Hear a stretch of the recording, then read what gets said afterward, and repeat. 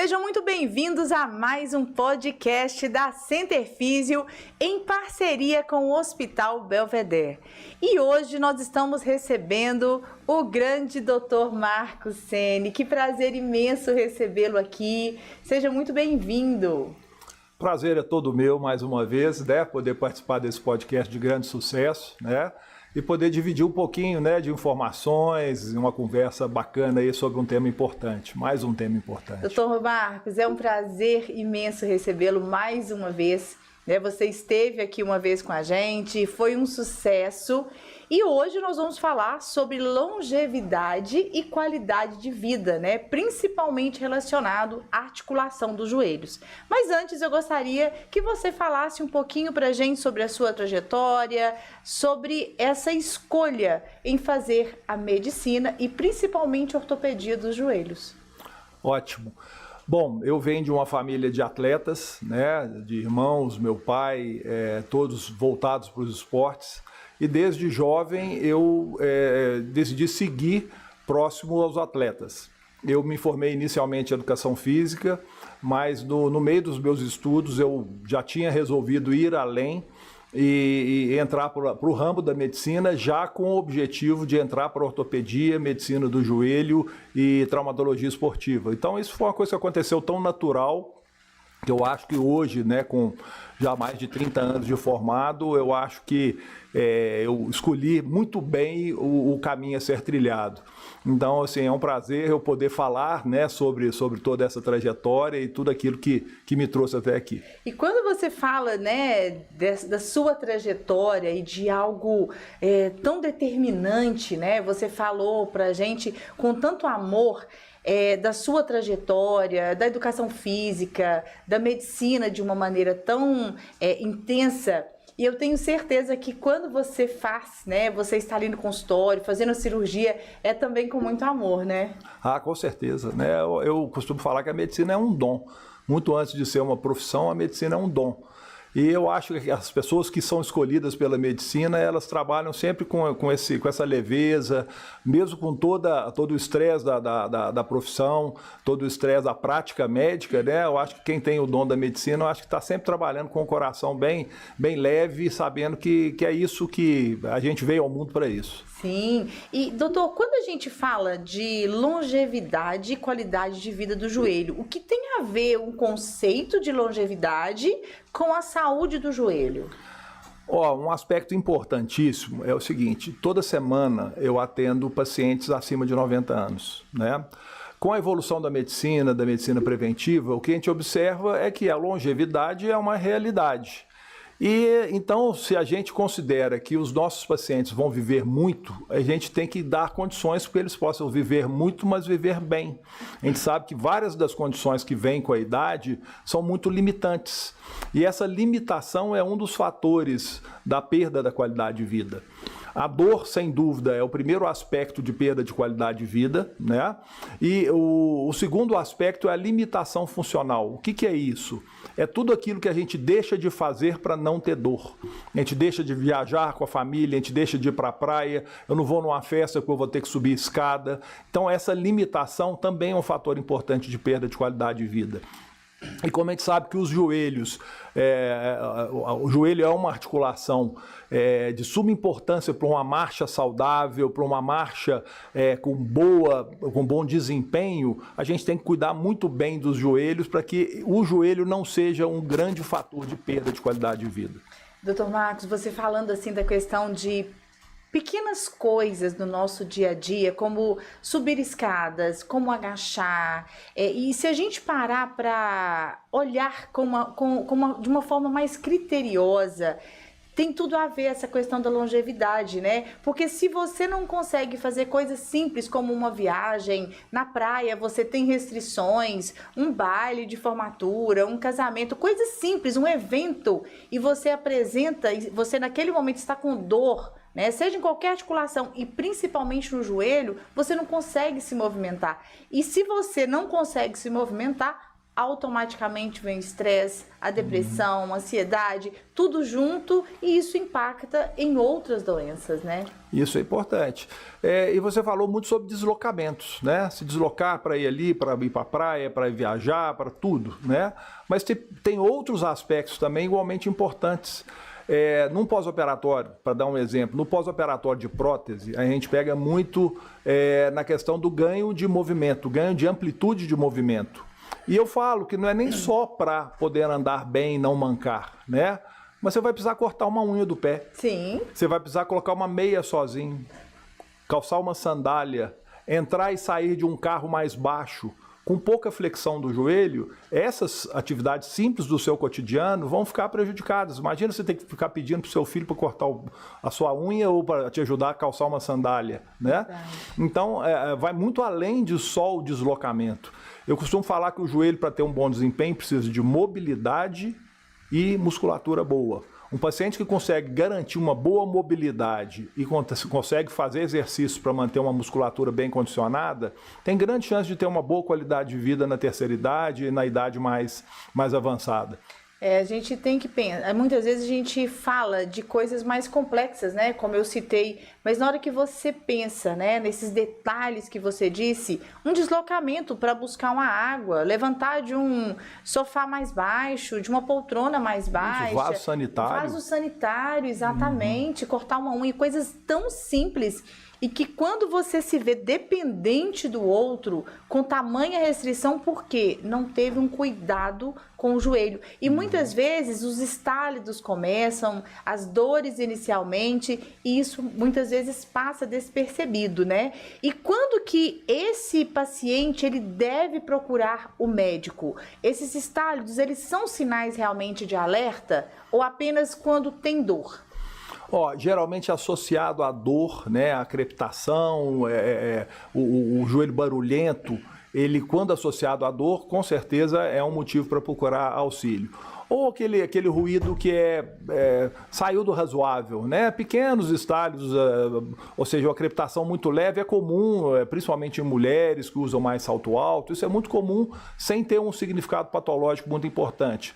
Mas quando você tem um joelho barulhento, rangendo, com dor, com travamento, isso é um indício já de uma má qualidade da cartilagem articular, principalmente da patela e da tróclea, que é a parte do fêmur que recebe a articulação da patela, né, recebe o movimento da patela. Então é um indício de um início de um comprometimento maior da articulação do joelho. Tem que estar em alerta, né? Porque daquele momento já pode ter algumas lesões que podem provocar dores, né? Com certeza, né?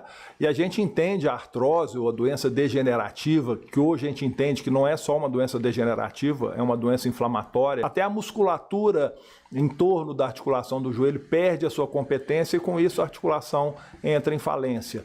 Então a gente tem que cuidar de todos esses elementos, uma vez que o envelhecimento do tecido, ele é quase que inexorável, apesar de ser muito individual. Aquele estresse oxidativo das células é como se fosse uma programação para que com o tempo as células vão perdendo a sua capacidade de turnover, né, de revitalização, e com isso a gente vai chegando nesse processo de envelhecimento que é o futuro de todos nós, né? E o envelhecimento, né, por si só, quando a gente fala do envelhecimento global, a tendência é ir ficando cada vez mais parado, movimentando cada vez menos, e isso acaba impactando também ali em uma atrofia da musculatura, articulações mais rígidas, perda da mobilidade, e ainda tem essa questão, né, da artrose que acaba impactando e favorecendo a falta do movimento. Então, como você mesmo disse, é importante iniciar atividade física bem no início, na juventude, de preferência na infância, né? E dando continuidade para que esse movimento venha favorecer aí uma boa hidratação, um bom processo, até mesmo regenerativo, né? Sim, eu costumo dizer que isso é um ciclo, né? De dor, inatividade, a inatividade agrava a dor e a dor aumenta ainda mais a inatividade. É um ciclo vicioso, né? Exatamente, a gente tem que quebrar esse ciclo. Como é que a gente pode quebrar esse ciclo? tentando tratar todas as características da dor crônica, né? Tanto do ponto de vista farmacológico, do ponto de vista de reabilitação, fisioterapia, exercícios físicos regulares, né? Então, tudo aquilo que a gente faz no tratamento não cirúrgico da artrose é criar condições ótimas para que o paciente consiga seguir com seu programa de exercícios. Ou que não seja um programa de exercício, com uma vida ativa, você tenha realmente um estímulo para manter sua força muscular, manter sua mobilidade e toda a fisiologia da articulação e da cartilagem funciona melhor na vigência do movimento. Então a gente realmente precisa proporcionar, com todo o arsenal que nós temos do tratamento conservador, condições ótimas para manter o movimento. E ainda tem um fator importante, né? Quando nós falamos desse ciclo vicioso, a dor reduz o movimento acaba aumentando a dor, a gente ainda tem aquela questão de redução do metabolismo com o envelhecimento, a tendência à obesidade e, consequentemente, uma sobrecarga muito grande na região, né, do joelho. Isso. A inatividade, nós estamos falando aqui sobre ortopedia, joelho, sistema músculo-esquelético. A inatividade, ela vai muito mais além, né? A falta de atividade, ela interfere no metabolismo ósseo do ponto de vista da osteopenia e osteoporose, né? Da sarcopenia, que é a perda do tecido muscular. O metabolismo da glicose fica alterado, todo aquele equilíbrio de insulina com glucagon, com controle glicêmico, por isso a tendência também do idoso a desenvolver, entre vários outros fatores, desenvolver diabetes tipo 2. O fígado tem uma condição bem conhecida da obesidade, que é a esteatose hepática, que está muito relacionada com ganho de peso por má alimentação, falta de exercício físico. Então, a falta de atividade física, ela vai interferir com todos os nossos sistemas, né? Inclusive visual, né? A perda de acuidade visual é falta de movimento, deslocamento, estímulo. Então, todos os nossos sentidos acabam sendo prejudicados num paciente que é mais parado, que é mais sedentário e que vai se privando cada vez mais desse movimento. Não é apenas pontual, né? É muito mais global e complexo do que a gente imagina. Isso, a gente tem que olhar o indivíduo como um todo, né? A gente não pode, apesar de eu ser um cirurgião do joelho, hoje o nosso assunto principal ser o joelho, eu acho que o joelho é um fator limitador que pode comprometer a saúde global do indivíduo, né? Por isso que quando a gente fala em qualidade de vida, longevidade, a gente está pensando na saúde global do indivíduo. E o joelho é uma parte importante, mas é apenas uma parte disso tudo.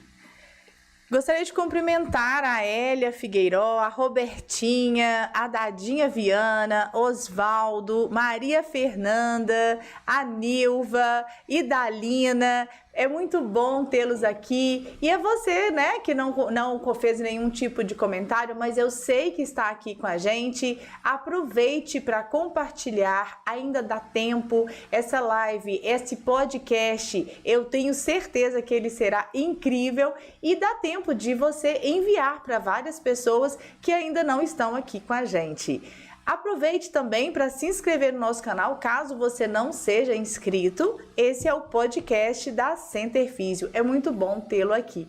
Doutor, quando nós falamos também dessa questão da articulação do joelho, é difícil a gente pensar numa articulação isolada. Por que é ideal a gente fazer um fortalecimento do complexo posterolateral, região glútea, região lateral da coxa, região anterior da coxa? O que essa musculatura tem a ver com a vitalidade do joelho? O equilíbrio muscular, ele é importantíssimo para a cinesiologia do joelho, né? Eu até falo isso frequentemente, que nesse ponto eu acho você que deveria me dar aula, né? Porque o fisioterapeuta, ele domina muito bem essa questão das cadeias musculares, equilíbrio muscular, equilíbrio de pelve, biomecânica, né? Eu acho que o ortopedista, claro que ele precisa sempre se inteirar, mas eu acho que isso é tão multidisciplinar entre o fisioterapeuta, o educador físico e o ortopedista, o fisiatra, exatamente por essa importância. A gente não está tratando só o joelho, como eu falei, estamos tratando o indivíduo. Para a gente conseguir chegar nesse equilíbrio, que o paciente tenha uma vida saudável, um deslocamento, a gente não depende só do joelho. A cadeia posterior toda tem que estar bem alongada para diminuir a sobrecarga desde a coluna lombar. Alterações do joelho vão interferir no quadril, vão interferir no tornozelo, na marcha, no pé. Então, várias patologias que não se manifestam no joelho estão relacionadas com alterações do joelho. Então, é importantíssimo a gente conseguir esse equilíbrio. Essa correlação, sim, né? Doutor Marcos, você me fez lembrar de uma coisa, é o seguinte, alguns pacientes, né, isso aconteceu em várias situações, principalmente mulheres, relatando dor na face medial do joelho. Uhum. E aí, os testes todos negativos, mas aquela dor persistente, né? E aí, quando a gente foi analisar, os adutores todos tensionados. Uhum. Analisando ainda mais, a gente percebeu, né? Eu fui e fiz uma pergunta, você tem incontinência urinária? Ela falou, o que é isso? Você tem, vai ao banheiro com urgência, quando você espirra, tosse, você tenta segurar e não consegue? E como que é o movimento? Aí ela foi me mostrar. Trava, tensiona os adutores e acaba provocando uma aproximação errônea ali dos joelhos e, sem perceber, acaba provocando a dor no joelho. Como que a inter-relação, né, da cadeia biomecânica, ela está relacionada com essas alterações? Então, um quadro de incontinência favorecendo aí as dores no joelho. E da mesma forma, as dores no joelho podem desencadear outras coisas, né? As dores da articulação do quadril, da coluna lombar. Então, isso é muito notório, como que essa correlação, ela é importante que seja feita, importante que seja tratada como um todo, né? E não de maneira isolada. Para você ver como é que isso é rico, né? Ou seja, um distúrbio urinário trazendo repercussões sobre o joelho. Dos últimos 10 anos que eu foquei mais na parte da medicina esportiva, não só da traumatologia esportiva, na nossa equipe, existe inclusive ginecologia do esporte, que é uma coisa que eu não imaginava que existiria. Eu não sabia disso. Né? Existe, por quê? Porque o ciclo da mulher, o ciclo hormonal da mulher é importante. Ele é completamente alterado, exatamente, né? Correlacionar com performance. Ele pode ser controlado por medicamentos, hormônios, para que a mulher não tenha uma interferência com um desequilíbrio hormonal num período de competição mais importante. Então, é tão rico de detalhes, né? Você falou da região medial do joelho, talvez seja a região que mais tenha-se queixa de dor, né? Porque a gente já sabe que num joelho bem alinhado, 60% da carga já passa no lado medial. Num joelho com mais varo, isso pode chegar a 80%, 90%.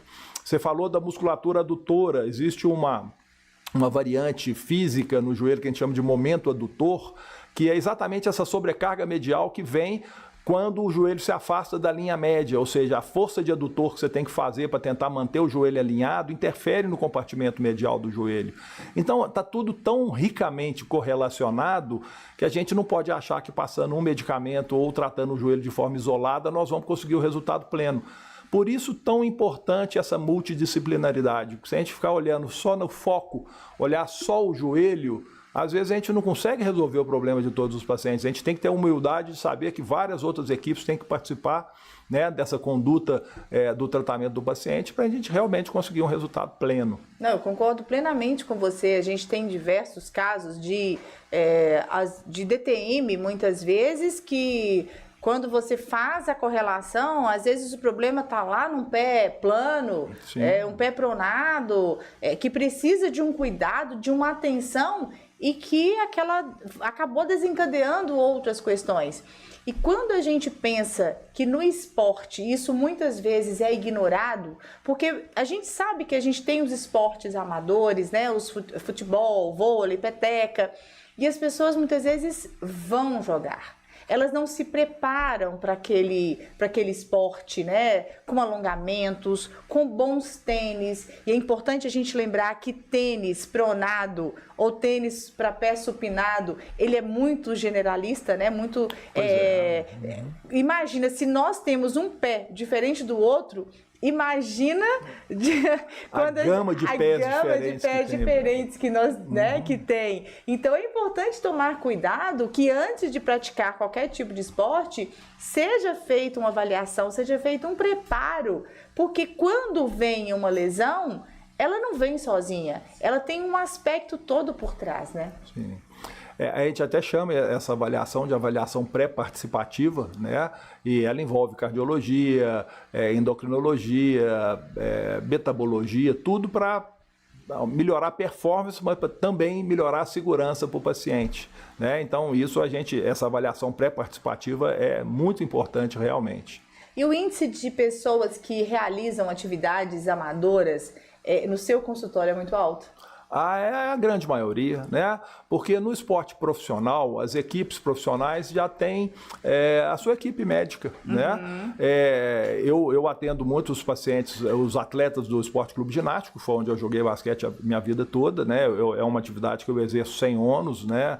Eu sou, né, diretor do ginásio na parte médica, e então eu atendo todos os atletas de lá, mas a grande parte dos meus atletas no consultório são atletas amadores, atletas recreativos. E é um ponto importante a gente lembrar, quando a gente fala de artrose, de doença degenerativa do joelho, nós temos dois grandes grupos, a artrose primária, aquela artrose que vem puramente com envelhecimento, e temos também a artrose secundária, secundária a traumas, secundária a doenças da infância, secundária a infecção, secundária a doenças reumáticas, doenças inflamatórias sistêmicas. Então, lesões prévias no joelho, uma lesão, um rapaz com 16 anos rompe o menisco, de uma maneira que não seja reparável, ou seja, ele acaba perdendo a função do menisco, ele não vai escapar de uma artrose grave na meia-idade e no início da terceira idade. Então, a prevenção se torna um fator muito importante. Tem um autor, né, chama Peter Attia, que tem um livro que chama Outlive, que fala sobre a medicina 3.0, né? Os primórdios da medicina era aquela medicina arcaica para salvar a vida, para fazer uma amputação numa fratura de fêmur para o paciente não falecer por causa da fratura, aquelas coisas que a gente lê em livros de história da medicina que são muito interessantes, mas são aterrorizantes também, né? A medicina 2.0 é a medicina curativa, são os medicamentos, a gente tratar as lesões, a gente buscar soluções para as doenças que já aconteceram. E a medicina 3.0 é a medicina preventiva, é onde nós estamos entrando agora, essas canetas emagrecedoras. Isso, apesar dessa febre inicial que acabou levando a indústria farmacêutica a produzir medicamentos para emagrecimento, para controle de peso, para controle da diabetes, tudo isso é um fator mais preventivo da medicina. Então, acho que o futuro para a gente ter uma longevidade saudável é essa medicina 3.0. A gente buscar soluções antes que os problemas apareçam. Na verdade, prever os problemas e poder atuar antes que eles se tornem mais graves. No joelho não é diferente. A gente conseguindo evitar que o paciente que se apresenta com artrose grave, a gente tem muito pouco o que fazer por ele. A gente tem que atuar nos pacientes com artrose inicial para não deixá-las tornarem-se graves. A gente, hoje, eu acredito que tem um preparo maior, mas existe uma dualidade, né? É importante que treine para fazer alguma atividade. Só que aí vem um embate também, que a gente tem muitos atletas mirins, atletas infanto-juvenil, né, que não se preparam de forma adequada porque tem aquela controvérsia. Você não pode fortalecer a musculatura, você não pode praticar atividade física, porém ele vai para o esporte e tem uma grande sobrecarga. Então o risco de lesão se torna maior. Como você mesmo disse, se ele tem uma lesão de menisco naquele momento, uma lesão de ligamento cruzado anterior, ele não vai se safar de uma futura artrose, até mesmo com o tempo, uma artroplastia total de joelho, porque já chegou num quadro de degeneração. Então eu fui além, mas quando a gente para pensar nesse processo inicial, ele não está muito claro, principalmente para as famílias, principalmente para os educadores, que deveriam trabalhar fortalecimentos de uma maneira moderada, mas trabalhar sim para que esses atletas tivessem um fortalecimento mais específico e com mais cuidado, principalmente pensando nessa questão preventiva. Exatamente. Quando a gente fala em prevenção no esporte, seria a gente aplicar todos os princípios básicos do treinamento esportivo para que aumente a segurança e também aumente a performance. Principalmente no esporte competitivo, a gente não pode pensar somente na segurança do atleta, a gente tem que pensar em performance também. Então, a gente aplicando muito bem os 10 princípios principais do treinamento esportivo, nós vamos conseguir segurança e performance, né? Então, agora em relação a uma dúvida que é muito frequente, o paciente que tem artrose pode fazer exercício físico, até quando, até que carga, né? Porque a gente sabe que a curva de funcionalidade, ela segue aquele gráfico do 1 invertido. Pouco exercício ou exercício demais vão levar a baixa funcionalidade. O exercício demais, porque vai levar a um processo inflamatório, e o processo inflamatório causa dor, a gente cai naquele ciclo de dor e inatividade. E o sedentarismo, por motivos óbvios, vai diminuir massa óssea, diminuir a massa muscular, que é a sarcopenia, que muita gente valoriza a osteopenia, mas esquece da sarcopenia. E com essa perda de capacidade muscular, a gente tem também, consequentemente, uma perda articular. E com isso, a qualidade de vida vai ficar prejudicada da mesma forma. Doutor Marcos, eu gostaria de cumprimentar a Jéssica, o Olive Gon nos cumprimenta, é muito bom tê-los aqui. E ele fala o seguinte: doutor, quem tem condromalácia patelar pode ter artrose no futuro? Condromalácia é um termo que até o meu grande professor, que eu mando um abraço, Marco Antônio Percop, ele não gosta muito desse termo, né? Condromalácia, na etimologia da palavra, seria o amolecimento da cartilagem. E a lesão da cartilagem vai muito além. Hoje a gente pode falar que a condromalácia seria condropatia tipo 1 ou grau 1, que é só um edema da cartilagem com amolecimento sem perda estrutural. É o único grau de condropatia que é totalmente reversível.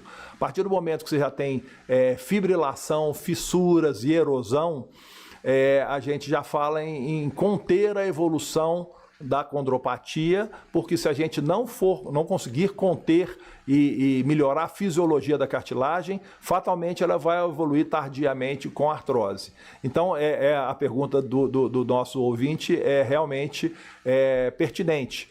A condropatia, que é o termo mais usado atualmente, pode desenvolver-se ou evoluir para uma artrose se não for bem conduzida. Nós temos aqui a Rosana Jaqueline, que nos cumprimenta. Marcos, parabéns, brilha e faz procedimentos cirúrgicos com maestria. Que bom, Rosana, ter a sua participação aqui com a gente. A Barbie nos cumprimenta. A Ana Maria fala o seguinte: o uso de joelheiras durante o treino ajuda a prevenir os desgastes ou vicia a articulação? Nós temos vários tipos de órteses, né? As joelheiras é um tipo de órtese que é um sistema auxiliar. Nós temos as órteses que são estabilizadas para tentar compensar algum tipo de instabilidade do joelho, alguma lesão ligamentar, que eu particularmente não gosto muito. E a gente tem um tipo de órtese que a gente chama de tensor do joelho. Existem tensores de muito boa qualidade. O tensor, ele tem o objetivo de melhorar uma sensação do joelho que a gente chama de propriocepção, que é a percepção do movimento. A gente acredita também que o kinesiotape, que é aquelas fitinhas coloridas que a gente usa no joelho, também trabalha muito no sistema de propriocepção e no sistema de portal da dor, né? Que é outra coisa para a gente falar também sobre a complexidade da dor. Então, como todos os sensores de propriocepção funcionam sob pressão, o tensor ele vai aumentar essa percepção do movimento, melhorando a noção da propriocepção. Então, eu acho que principalmente o paciente retornando de uma cirurgia, retornando de uma lesão, o uso temporário do tensor pode ajudar a dar uma sensação de segurança sem imobilizar e tirar a mobilidade do joelho. Então, eu acho que é interessante sim, mas em casos selecionados, como tudo na medicina. Bem orientado, né? Bem orientado. Nós temos aqui a Jéssica, que fala o seguinte: doutor, eu sempre ouvi que correr acaba com o joelho. Eu amo correr, mas tenho medo de chegar aos 60 anos sem conseguir andar. O impacto é realmente um vilão ou tem um jeito certo de praticar este esporte? Olha que pergunta fantástica. Excelente, né? pergunta, Excelente né? pergunta. Por quê? Nós temos 2 objetivos no tratamento. E a gente tem que saber aonde que a gente vai carregar mais da nossa energia, né? A gente tem que dar qualidade para o indivíduo nesse momento, né? O paciente, ela falou, adora correr, nós vamos privá-la de correr? Claro, se ela tiver uma lesão que sabidamente vai comprometer o joelho, a gente tem que pelo menos graduar esse risco para que ela possa tomar suas decisões, né? Mas se a gente pensar só no agora e esquecer que ela talvez vai chegar a 85, 90 anos também, como a média populacional tende a aumentar essa longevidade, se a gente priorizar o agora e deixar com que ela passe do ponto e corra mais do que seria o razoável, fatalmente ela vai ter uma artrose mais precoce e numa faixa de idade entre os 60, 70, 75 anos, talvez a gente não tenha outra solução a não ser a prótese. Então, um dos princípios do treinamento esportivo, que eu falei há pouco tempo atrás, é o princípio da individualidade biológica. Cada paciente tem a sua capacidade física, tem seus objetivos, tem seu histórico de lesões, tem o seu componente genético, tem sua história familiar. A gente tem que considerar isso tudo para saber o quanto que é seguro correr, né? Uma paciente que nunca correu, que resolve fazer uma maratona e começa a fazer um treinamento muito empírico, ela tem grande chance de se lesionar e acabar comprometendo um joelho. Por outro lado, um atleta de 55, 60 anos, que sempre foi corredor, que tem um IMC bem controlado, tem um percentual de gordura baixo, tem uma musculatura equilibrada, tem um biotipo de corredor. Outra coisa importante, viu, é o biotipo. Eu sou grandão, sou pesadão, sempre fui jogador de basquete, eu nunca fui corredor de longa distância, né? Porque o meu biotipo não é para isso. Agora, você olha um queniano que eu brinco que ele fica fugindo de leão, você olha para ele magrinho daquele jeito, ele corre, ele termina uma maratona e vai correndo para casa porque ele não quer esperar o ônibus, né? Então, tudo depende de cada indivíduo. Eu acho que a gente tem que realmente trabalhar com as expectativas do paciente, mas sempre graduando o risco para que a gente não priorize o agora e com o risco de comprometer para o futuro. Essa questão da graduação do risco e conhecer o esporte que será praticado, ela é fundamental. Principalmente você falou da questão da caneta, do Monjaro, que realmente entra nessa questão da medicina preventiva, mas é importante a gente entender que tudo é um processo e deve ser muito bem acompanhado. Uma pessoa obesa, ele começa ou com sobrepeso, ele quer perder peso, ele começa a correr de uma forma desorganizada, desordenada, com o intuito realmente de perder peso, as lesões vão acontecer e aí vem o processo que entra num ciclo vicioso. Ele acaba parando porque acaba provocando dores, provoca lesões, porque há uma sobrecarga nessa articulação que não houve um preparo, não teve uma musculatura muito bem trabalhada para favorecer essa performance. E quando você falou da sarcopenia, que muito se fala da osteopenia, da osteoporose, a sarcopenia, ela fica muito camuflada, né? E quantas lesões, quantas fraturas, fratura de fêmur, outras fraturas são provocadas pela sarcopenia, né? Sim. Exatamente porque essa fraqueza acaba alterando o equilíbrio e o equilíbrio acaba favorecendo as quedas, né? Sim, olha como é que é importante essa questão da musculatura bem condicionada, né? A gente fala muito de composição corporal, eu até citei o IMC é talvez uma variante, uma variável que é muito importante para populações, mas para o indivíduo talvez não tanto, né? Eu te falo que é muito mais importante ter uma musculatura competente do que ser magro, né? Vamos pegar, por exemplo, um lutador de sumô, né? Eu falei agora do biotipo do queniano, que é o biotipo longilíneo, ou atletas que ganham maratona. Até os tipos de fibras musculares, eles são diferentes, né? Vamos pegar um outro oposto. Vamos imaginar um lutador de sumô, né? É uma luta de força, são indivíduos enormes lá, com 250, 300 quilos, mas extremamente fortes. Se eles não fossem fortes, eles teriam fraturas, teriam lesões sérias na modalidade que eles escolheram, mas eles são extremamente fortes, têm uma musculatura que é competente mesmo com aquele sobrepeso que a gente vê, né, nesse esporte tão interessante, né? Então, eu te falo que de todos os fatores que levam ao agravamento da artrose, são mais de 30 fatores, não cabe enumerá-los todos aqui, mas eu te falo que a obesidade não é o mais importante. Claro que é importante, porque a obesidade, às vezes, denota para a gente um mau preparo físico e esquelético, mas a obesidade não é o mais importante. O mais importante seria, inicialmente, instabilidade, perda do eixo e inflamação crônica. São os três mais importantes na gênese de uma artrose mais grave. Paciente que perde o eixo em valgo ou em varo, pacientes que têm uma doença reumatológica que cursam com inflamação crônica também têm um prognóstico ruim. E pacientes com instabilidade não tratada, né? Ou seja, teve uma lesão de ligamento e não tratou, essa instabilidade crônica também vai levar a um desgaste precoce. A obesidade vai vir lá em quinto ou sexto lugar, mas claro, se você é uma comorbidade faz que toda, tem que ser levada exatamente, a obesidade é uma doença, né? Eu estou falando do ponto de vista da artrose, talvez ela não tenha tanta importância. Mas a saúde geral do indivíduo talvez seja, em termos, se a gente for falar em termos de saúde populacional mundial, a obesidade seja a doença mais prevalente e mais prejudicial de todas. Nós temos aqui, o Marcelo fala o seguinte: hidroginástica faz o mesmo efeito que Pilates para quem tem artrose? São duas modalidades muito boas, muito bem indicadas para quem tem artrose, né? O Pilates é uma ótima indicação porque, principalmente pelo fato de ser feito por um fisioterapeuta que vai saber correlacionar doença com os exercícios, eu acho que isso torna o exercício bem seguro. E a hidroginástica, ela, pelo fato da água aliviar um pouco do peso do corpo, a gente vai conseguir que o exercício seja benéfico sem sobrecarregar demais as articulações. Eu diria até que seriam complementares. Eu acho que o Pilates e a hidroginástica seriam duas atividades complementares bem interessantes. Então, eu acho que é uma indicação frequente para quem tem artrose no joelho.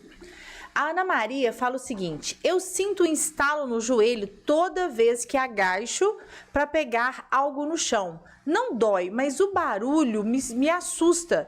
Isso já é algum sinal de artrose? Pode ser, né? O estalo forte, aquele estalo grosseiro, principalmente se ele for unilateral, um joelho estala muito, o outro não estala nada, um joelho que já teve um trauma prévio, isso pode ser um indício de lesão.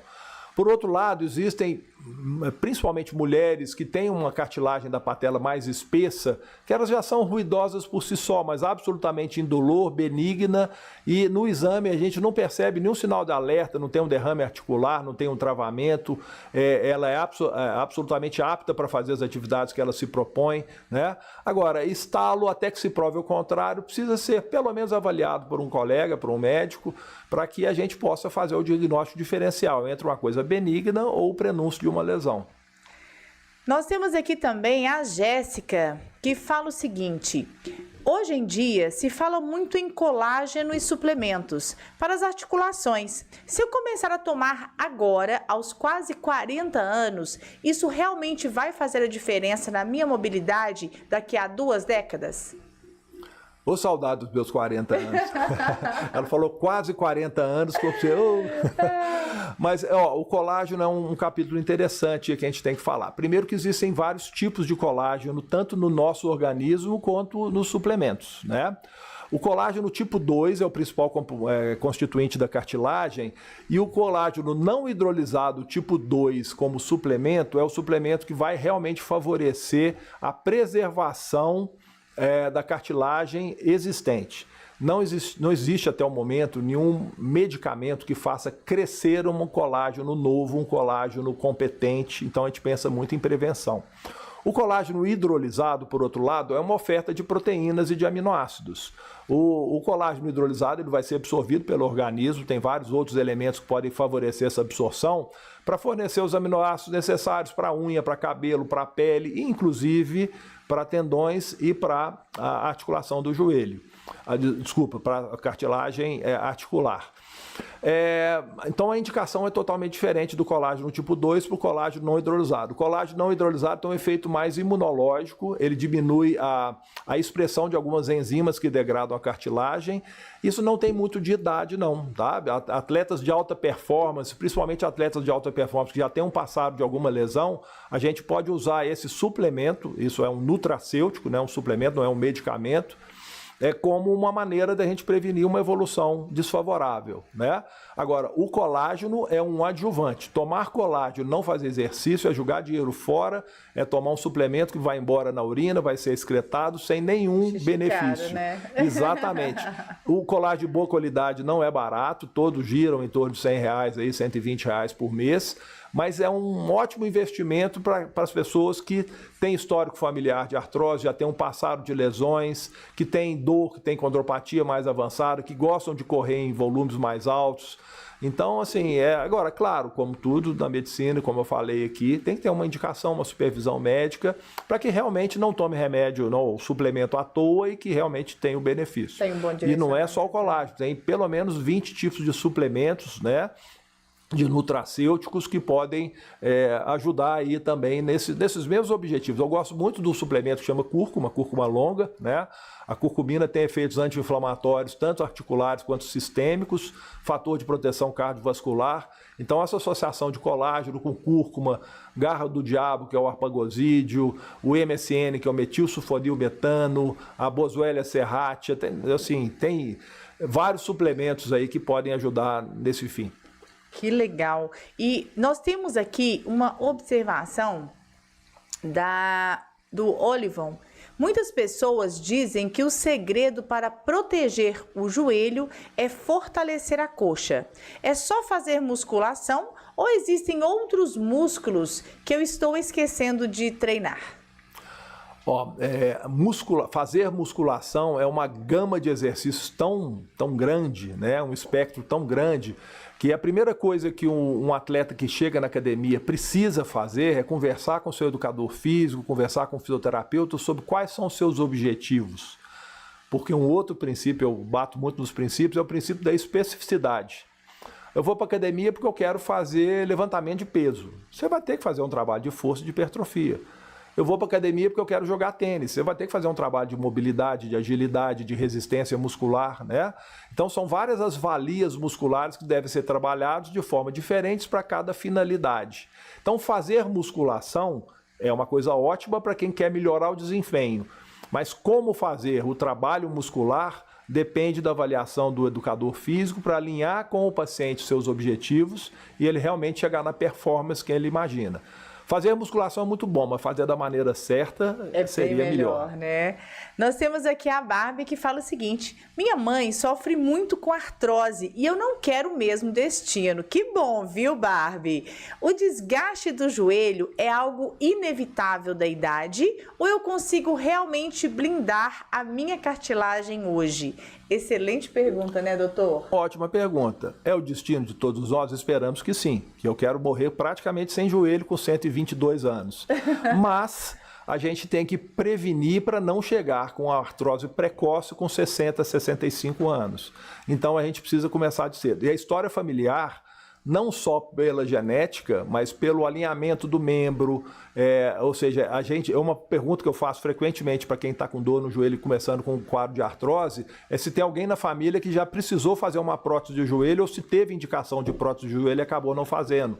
Não sei se é o caso da mãe dela, mas porque é um fator importante. Pacientes que têm parentes que já fizeram prótese do joelho têm que ter um cuidado redobrado, porque a tendência é desenvolver uma artrose um pouco mais precoce. Como eu falei, existe a artrose primária e secundária. A artrose primária é aquela que vem com a idade, geralmente ela se manifesta de forma mais sintomática depois dos 70, 75 anos, 80 anos às vezes. E tem pacientes de 80 anos, 85 anos que nunca tiveram uma dor no joelho, que são abençoados, né? Então, assim, tudo muito individual. Agora, prevenção é tudo. Doutor, eu acabei perdendo uma pergunta aqui da Barbie, que ela fala o seguinte: se eu começar a sentir dor crônica, a cirurgia é a única saída ou os tratamentos modernos, como infiltrações ou fisioterapia avançada, conseguem adiar ou evitar uma prótese? Eu diria que a cirurgia não é a única saída, ela é talvez a última saída, né? Tem muita coisa que a gente tem que fazer, sempre começando do básico, corrigindo o que a gente chama de pacote funcional do paciente, tudo aquilo que ele está fazendo. Será que tem alguma atividade que está forçando o joelho? Será que a maneira de exercitar está correta? Será que o volume de exercício que está fazendo está correto? Está fazendo pouco? Está fazendo muito? Primeira coisa, tem que corrigir a atividade do paciente. Depois vencer, eu sou muito pouco agressivo com indicação de cirurgia, mas eu sou muito agressivo com o tratamento da inflamação crônica. Como eu falei, inflamação é um dos 3 principais fatores aí de desenvolvimento da artrose e de agravamento da artrose. Então, primeira coisa, desinflamar o joelho, corrigir o pacote funcional do paciente Infiltrações, quando bem indicadas, a gente usa muito infiltração de corticoide em fase aguda, infiltração de ácido hialurônico. Uma novidade que nesse último semestre se falou muito sobre o hidrogel, sobre o Artrofil, que é um medicamento alemão que, coincidentemente, começou a ser divulgado no Brasil quando os importadores começaram a trazer para nós, que ainda é uma novidade que a gente vai ter que estudar mais, ou seja, a própria medicina regenerativa, que tem muita coisa boa na medicina regenerativa que a gente pode atuar na prevenção da artrose, né? Então a cirurgia realmente é a última coisa a se pensar. Quem pensa primeiro na cirurgia antes de pensar em tudo isso, provavelmente está queimando etapas, a não ser quando o paciente já se apresenta com um quadro de artrose muito avançada, que esses outros tratamentos vão ser infrutíferos e a gente não vai realmente conseguir mudar a realidade do paciente. O Arley nos cumprimenta, muito bom tê-lo aqui, viu, Arley? E ele fala o seguinte: subir a escada é um excelente exercício para a longevidade ou um castigo desnecessário para a patela? Depende. Se a sua patela é boa, o exercício, subir e descer escadas, manter uma atividade, escada é um exercício que fortalece bastante o quadríceps, fortalece o glúteo, né? Mas para quem tem um problema, tem uma patologia na articulação patelo-femoral, talvez a escada não seja o melhor exercício, né? Então a gente não pode nem condenar e nem absolver a escada como exercício, depende de cada paciente. Eu falo que escada é uma das 5 coisas que o joelho não gosta. O joelho problemático, claro. Escada, agachamento, impacto, sobrecarga indevida e ajoelhar. Cada um por um motivo diferente. Um joelho normal pode fazer essas 5 coisas sem problema nenhum, né? Você falar para uma professora de yoga, não pode sentar sobre os calcanhares. A grande maioria dos pacientes pode, mas quem tem uma degeneração do menisco, já teve ruptura de menisco, deve evitar a hiperflexão do joelho, para tentar evitar novas lesões, né? Ajoelhar, para quem tem problema de artrite patelo-femoral, vai causar desconforto, né? O impacto desnecessário num paciente, por exemplo, eu gostaria muito de correr, mas eu já tenho uma artrose patelo-femoral, talvez seja melhor a gente tentar substituir por um exercício da piscina, um exercício de menor impacto. Mais uma vez, eu vou chegar no lugar comum. Avaliar cada caso com individualidade, com especificidade, para a gente poder escolher o que é melhor para aquele indivíduo naquele momento, naquela condição. Doutor, nós temos aqui uma pergunta que foi enviada pelo direct para a gente. Ele fala o seguinte: calçados e terrenos. O tipo de tênis ou solo onde caminhamos, asfalto, grama, realmente faz a diferença no desgaste a longo prazo? Pode fazer. Se forem situações extremas, pode fazer. Hoje em dia, muitos pacientes me perguntam, o que você acha desse tênis? Eu falei, eu não sei, eu não conheço todos os tênis, né? Mas um tênis para corrida, hoje, várias marcas têm dispositivos de amortecimento de impacto muito bons, de tênis de 200, 300 reais até tênis de 3 mil reais. Eu não sou representante de marca de tênis para ficar escolhendo, mas escolha um tênis adequado, né? Dependendo do volume que você for correr durante a sua semana, talvez você precise ter 2, às vezes 3 pares de tênis, porque esse sistema de amortecimento de carga ele vai se exaurindo e ele tem que ter um tempo para ele se recuperar. Então quem corre todo dia 10 km tem que alternar os tênis para ter o benefício do amortecimento da carga, né? Você falou muito bem essa questão da pronação, supinação. Será que se o paciente realmente tem calosidades, tem queixa nos pés, tem um eixo alterado no joelho, talvez ele não precisasse mais de uma palmilha individualizada, personalizada, faz uma baropodometria para ver como é que é a distribuição de carga para tentar alinhar, faz uma radiografia panorâmica para a gente estudar melhor o eixo, ver se é um eixo simétrico, se é assimétrico, se é vário, se é valgo. São muitas variáveis, né? Então por isso que esse capítulo é tão rico assim, né? Mas assim, o tênis com certeza, o terreno também, né? Correr no asfalto tem uma carga diferente do que correr na areia, tem um impacto diferente do que correr no cimento, do que correr na esteira. E a gente vai ajustando de acordo com a necessidade, com a intenção do paciente, né, do atleta, para que ele possa fazer uma atividade que seja agradável para ele, mas também com segurança. Sim, e a gente tem observado muito no consultório, doutor Marcos, quando a gente faz uma análise biomecânica, que a gente tem um paciente, acontece sempre, né, no nosso consultório, em que o paciente ele chega e ele fala, olha, eu gosto de correr, eu pratico a musculação, eu pratico tênis, eu adoro a prática do esporte.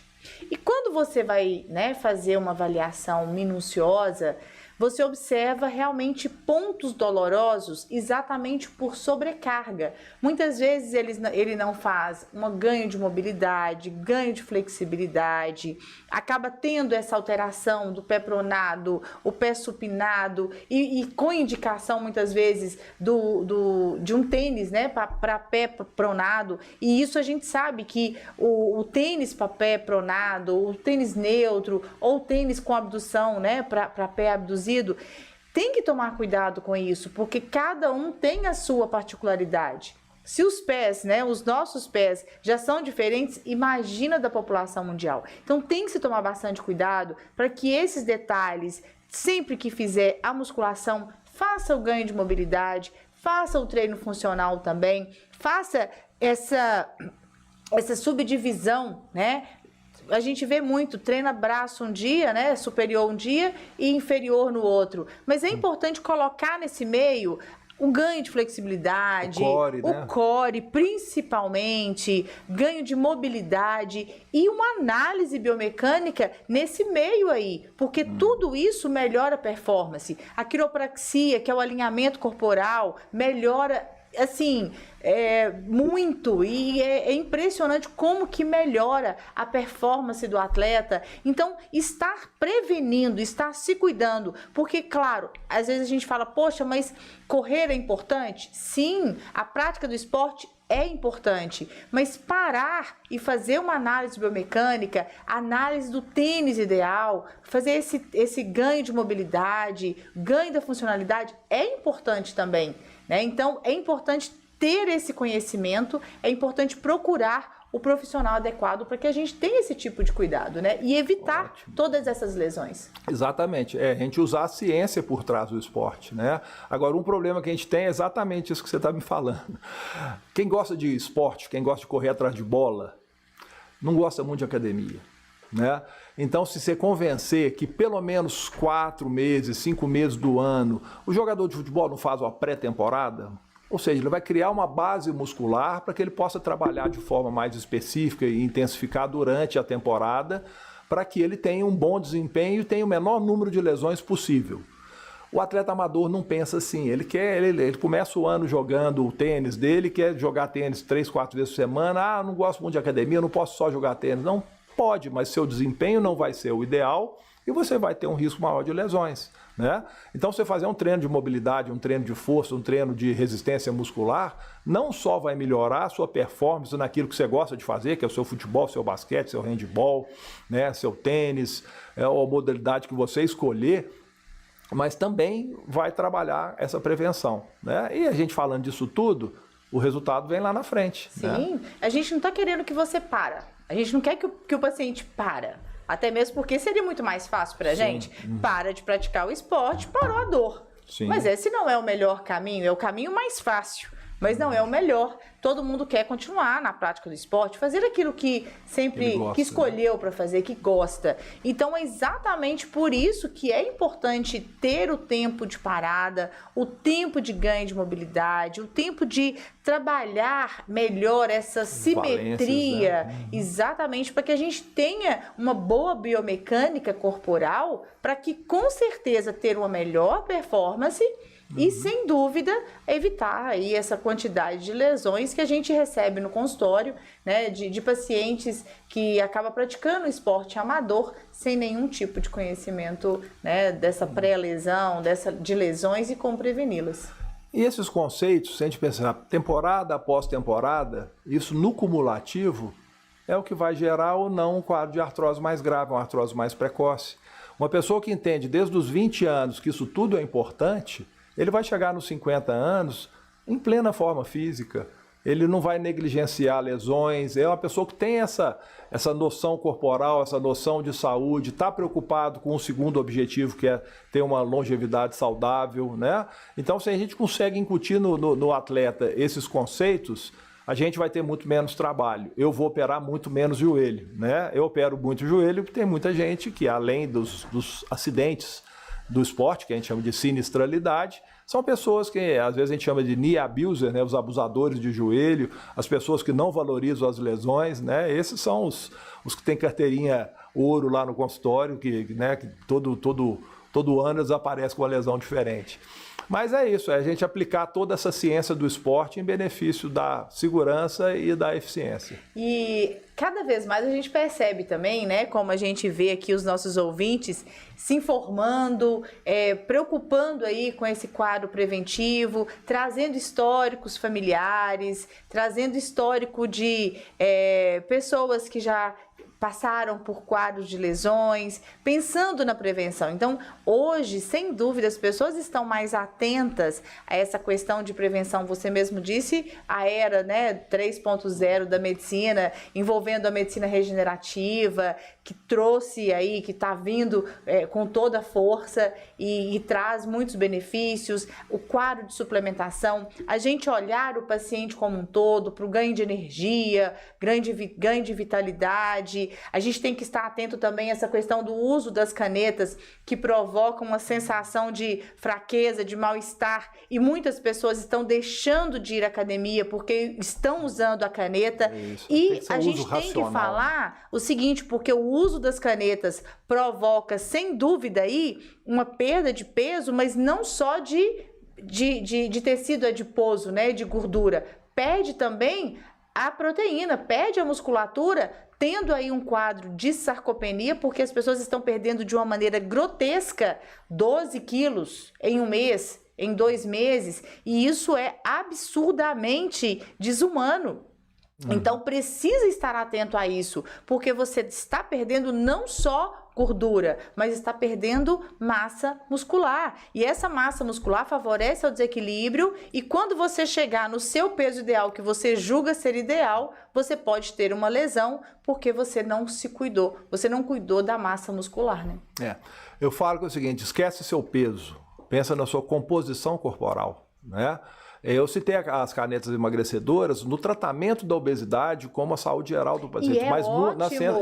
Só que as pessoas têm que pensar de uma maneira gradativa, né? Para o esporte, você perder peso com mudança de hábitos de vida é muito mais saudável, né? Nós estamos falando de tratamento de diabetes, tratamento de obesidade, uma obesidade mais importante, uma obesidade grau 3. Mas você perder peso e melhorar a sua composição corporal através do esporte, através de boas orientações e mudança de hábito de vida, com certeza é muito mais saudável, né? Sem dúvida. E como você mesmo disse, a caneta, ela é um fator que veio para somar. Ela não é ruim, porém tem que ser bem utilizada. Sim. De uma maneira gradativa, de forma que você tenha a perda de peso, mas sem perder massa muscular. E sem utilizar em doses tão elevadas, para que você não perca essa vitalidade, essa energia de ir aos treinos, né? De ir fazer a musculação, de ir fazer a prática do esporte. Então tem que tomar esse tipo de cuidado aí, mas ela é benéfica, né? Porém, utilizando de uma maneira correta, né, doutor? Com certeza. Às vezes os pacientes me perguntam se eu indico, se acha que deveria usar as canetas emagrecedoras. Eu falei, é um ótimo assunto para você conversar com o seu clínico geral, com o seu endocrinologista.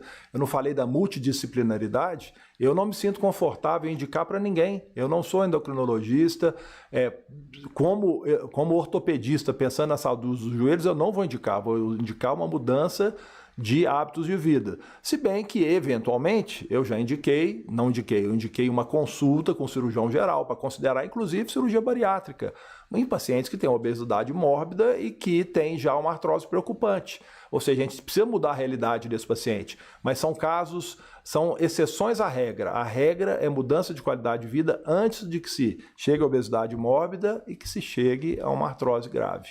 Nós temos aqui uma observação da Yasmin, que ela fala o seguinte: colágeno, o C2, o tipo 2, doutor? Isso.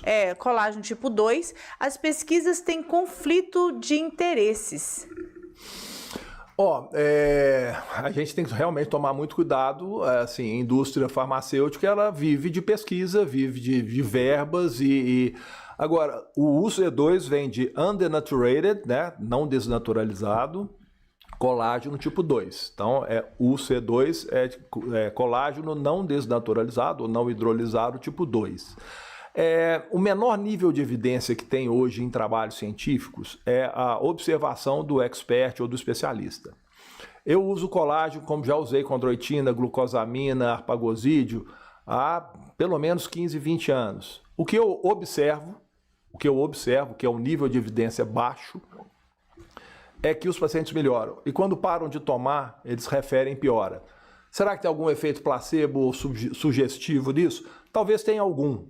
Mas eu não acho que é só isso não, tá? Eu estudo bastante sobre o efeito inibitório sobre as enzimas que degradam a cartilagem do colágeno não hidrolisado, e eu acredito muito, é um medicamento que eu acabo, é um suplemento que eu acabo prescrevendo bastante.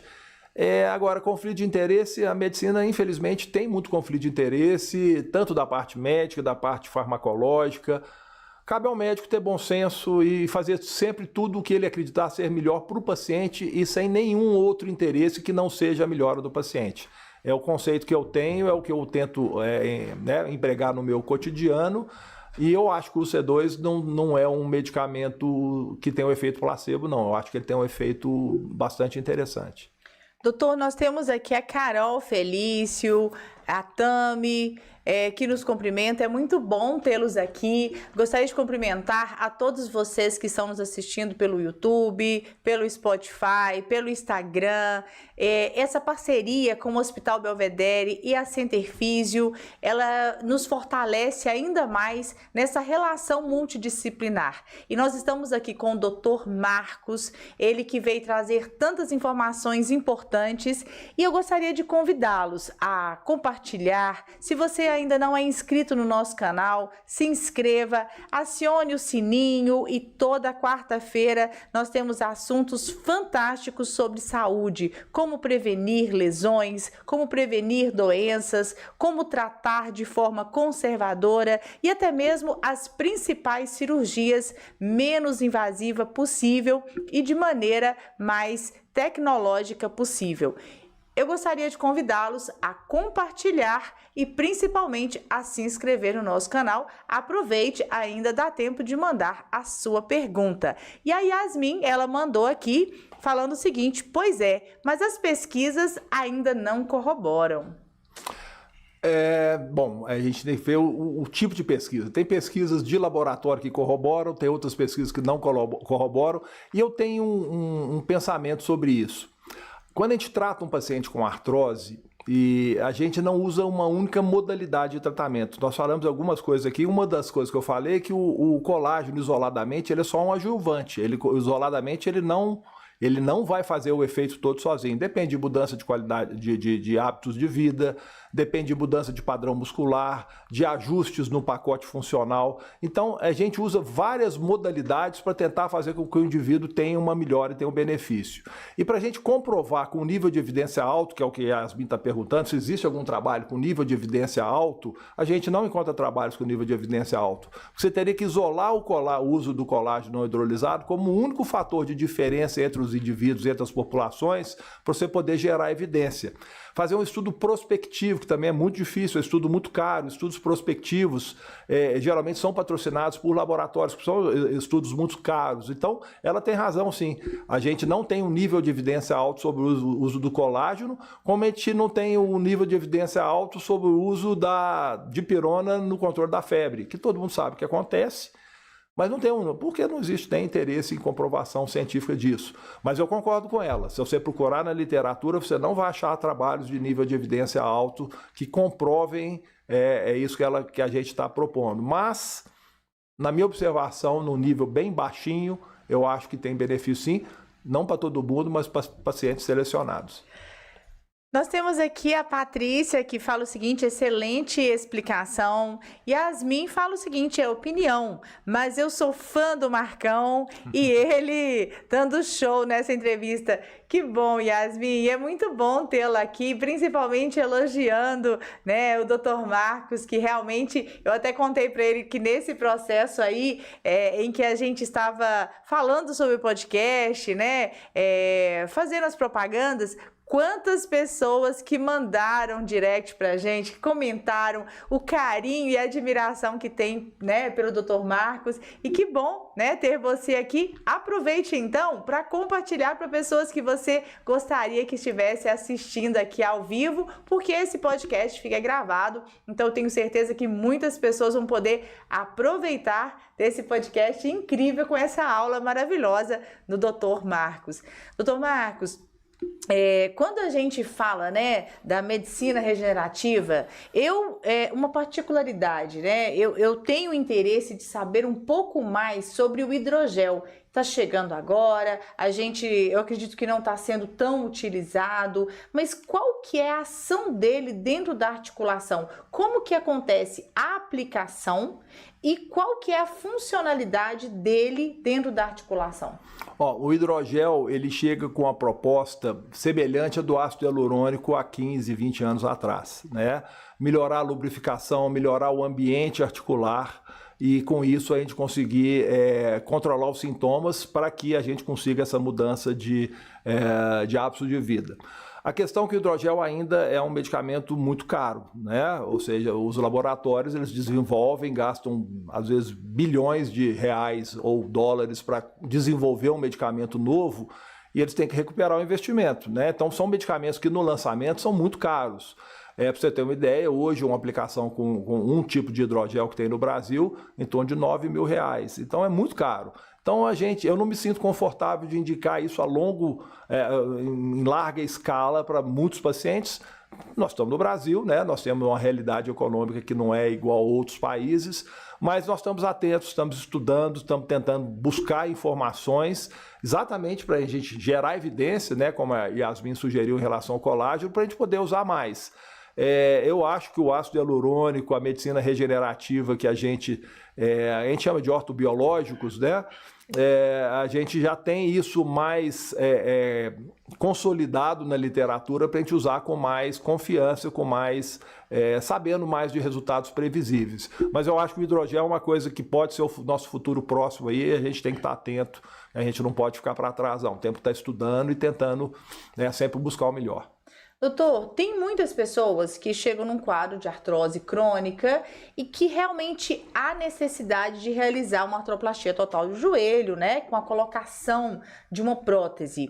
Hoje, essa colocação de prótese, ela tá mais moderna? Como que tá esse processo? Porque muita gente ainda tem medo, né, de se submeter mesmo a uma artroplastia total de joelho. Como é que está esse processo hoje em dia, com essa tecnologia tão avançada, né, dentro da medicina? Fala um pouquinho para a gente sobre isso. Bom, a prótese é a última tentativa de devolver a qualidade de vida para o paciente. Depois de tudo tentado, a gente vê que a falência do tratamento conservador leva o paciente a um estágio de qualidade de vida muito, muito ruim. A gente pensa na artroplastia, que eu falo que é uma grande cirurgia com um grande resultado. É uma cirurgia agressiva, uma cirurgia grande, que precisa ser muito bem realizada, muito precisa para que a gente chegue nos resultados esperados. Então, saber o momento certo de fazer uma artroplastia, ou seja, uma boa indicação, uma técnica cirúrgica muito bem feita, muito bem planejada e muito bem executada, é fundamental para a gente ter o resultado. Geralmente, pacientes que têm muito medo conhecem alguém que fez uma prótese e não teve um resultado satisfatório. E isso realmente gera muita insegurança, gera muita angústia nos pacientes que têm indicação, mas ainda não têm a coragem para fazer, né? Eu posso falar que assim, acima de 90% dos pacientes ficam satisfeitos com a prótese, mesmo que não fiquem absolutamente sem dor. Mas a dor não tem comparação com a dor da artrose, que é uma dor realmente muito incapacitante.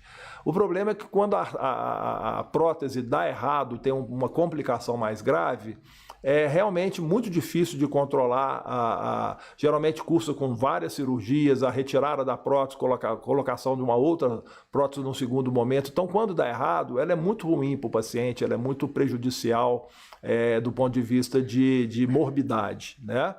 Mas é uma grande cirurgia, o resultado é muito bom, satisfatório. Em relação aos avanços, nós estamos no auge agora da cirurgia robótica, né?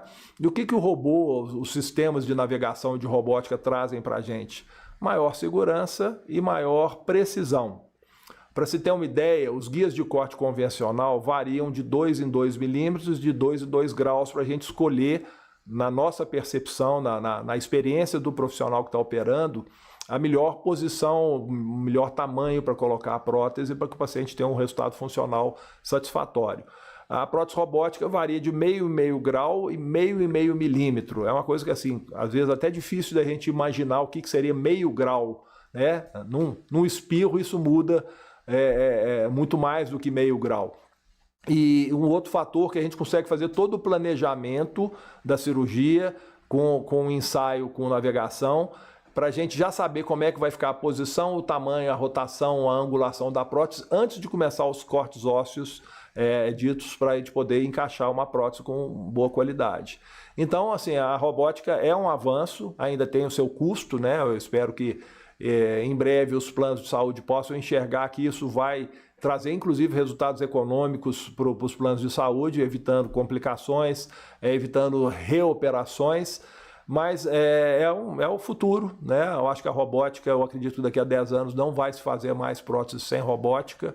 E é uma realidade hoje já, né? Nós temos, em Belo Horizonte, nós temos pelo menos 3 tipos de robôs que são muito bons e que podem trazer um resultado bastante satisfatório para os clientes. Nós temos muitos pacientes que chegam, eu preciso fazer, tive indicação, mas eu estou com medo de colocar a prótese agora e ter que trocar em um outro momento. Isso ainda são perguntas que acontecem no seu consultório e isso acontece, essa troca dessa prótese, e com quanto tempo?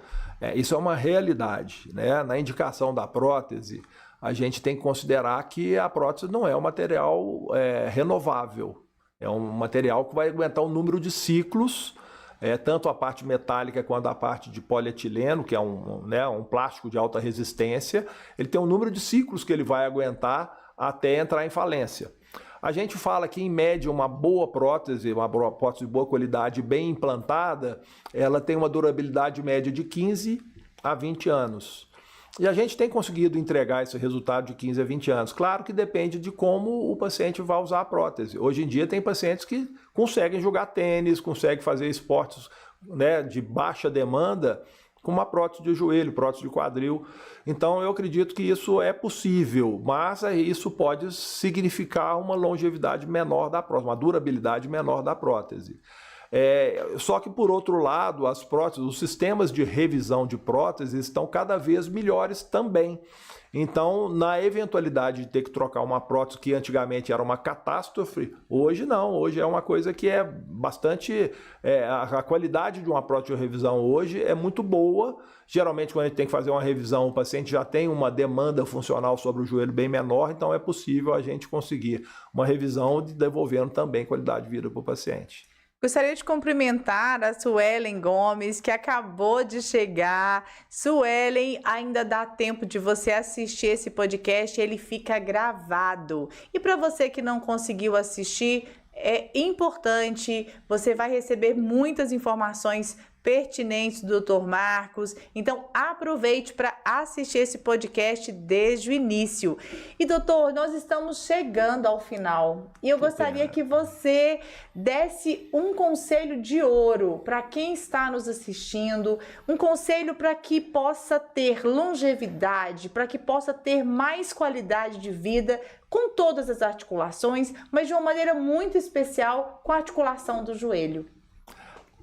Tem um vídeo que rolou pelo menos uns 15, 20 anos, que falava sobre a importância do filtro solar. O vídeo chamava Sunscreen. E era um autor que falava sobre experiência de vida. E uma das coisas que ele falou no final do vídeo foi assim: cuide bem dos seus joelhos. Você só vai dar valor aos seus joelhos quando eles começarem a te faltar. Então, cuide bem dos seus joelhos, né? O joelho é uma articulação de carga, a dor no joelho é muito incapacitante. Então, lembre que seu joelho vai precisar te levar pelos seus caminhos aí por muitos anos, muitos e muitos anos, e que a gente está vivendo cada vez mais, mas tem que viver bem. Então, cuide dos seus joelhos.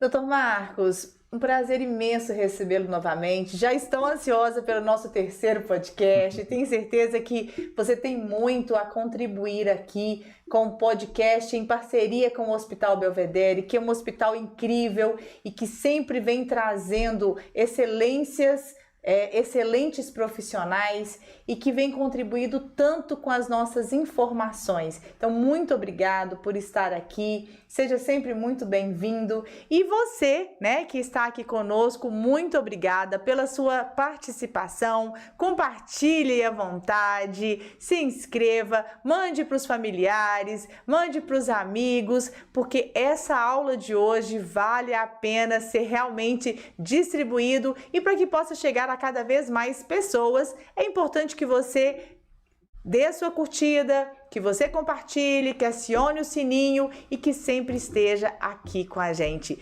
Muitíssimo obrigada pela sua participação, para você que está no YouTube, para você que está no Spotify, no Instagram, nas redes sociais como um todo. E gostaria de agradecer ao Hospital Belvedere por essa parceria que sempre se fortalece cada vez mais. E se você, né, tem interesse, entre lá, conheça um pouquinho mais sobre o Hospital Belvedere, @Belvedere Oficial. O meu é o Márcia Figueiró, DRA Márcia Figueiró, a Center Físio, que é uma clínica de fisioterapia localizada no coração de Belo Horizonte. Nós temos também a unidade do Belvedere e que você pode conhecer um pouquinho mais com @CenterFísio-BH. Agora, o que todo mundo quer saber é onde encontrar o Dr. Marcos, né?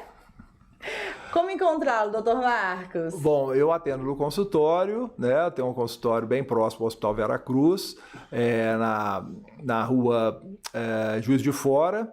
Atendo no Hospital Mater Dei, né? E será um prazer. E eu opero muito no Hospital Belvedere também, que é uma casa onde eu sempre sou muito bem recebido lá e me sinto muito à vontade. Então, e tem as redes sociais para que as pessoas possam agendar? Fala pra gente. Sim, eu tenho o Dr. Marcos Sene no Instagram, tá? O Dr. Marcos Sene 14. De rede social, o Facebook também, que eu uso menos, mais o Instagram mesmo, no LinkedIn também tem. Então, só me procurar que acha. Lá no Instagram é fácil, é só entrar e ter acesso também a todos os seus contatos, né? Sim, lá tem tudo. E tem um site também, Dr. Marcos Sene, no site do Google, que tem todas as informações de pré, pós-operatório, os meus contatos, meus horários, né? E tem minha assessora de imprensa, a Roberta Bedran, que ela vai também trazer todas as informações que vocês precisam para me achar. E se não encontrar por lá, é só mandar um direct pra gente que a gente te ajuda a encontrar o Dr. Marcos. Mas que nós vamos achar ele, nós vamos, né? Dr. Marcos, muito obrigada pela sua participação. Enorme. Aproveito para deixar um grande abraço para a Roberta, né, que está sempre presente, sua assessora de imprensa, sua esposa. Então, a participação da Roberta também é muito importante, né, para que esse podcast pudesse acontecer também. E agradecer toda a minha equipe de marketing que está sempre presente aí com a gente. Doutor Marcos, muitíssimo obrigada. Um grande abraço, um enorme prazer mais uma vez. Também estou ansioso pelo nosso terceiro capítulo aí. É isso aí, e você não pode perder. Tchau, tchau. Valeu.